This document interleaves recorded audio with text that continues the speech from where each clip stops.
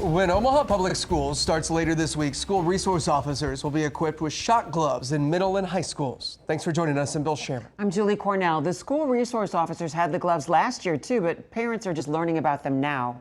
KETV Newswatch 7's Carson Dural is here with what they're saying. It's a tool Omaha police say was used just twice in schools last year in extreme circumstances. And both times, students refused medical attention afterwards. But dozens of parents and students spoke at tonight's school board meeting. This is the first time they're hearing about the policing tools. 29 voices speak up with the same goal. We wouldn't allow parents to shock their child at home. To not let shock gloves in the doors of Omaha Public Schools this year. It should be in the hands of the students and the parents of what they want to see.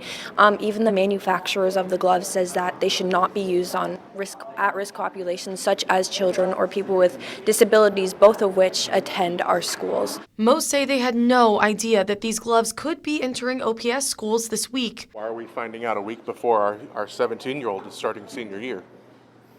And why are we just finding out that it was used twice last year? People voicing their anger with the lack of communication from schools. We found out via KETV. On Facebook. On Facebook instead of from OPS. Lots of people bringing big concerns for students with mental and physical disabilities. I don't think it's fair because just because someone's having a outburst because they're in an overstimulated situation doesn't mean that they're necessarily dangerous. Everyone is asking for the school board to make a change. If these gloves are being used in OPS, then there should be an immediate moratorium. There needs to be an independent investigation. There needs to be a public policy review. And some school board members agreed that change needs to happen. As a parent of OPS students, one of whom is in middle school, and as a member of this board with my own opinion, I do not support the use of any use of force or pain compliance devices on our students, including pepper spray, tasers, and electric shock gloves. The OPS school board reiterated they had no knowledge about shock gloves before last week. The board did not know. The board did not know about this because I didn't know.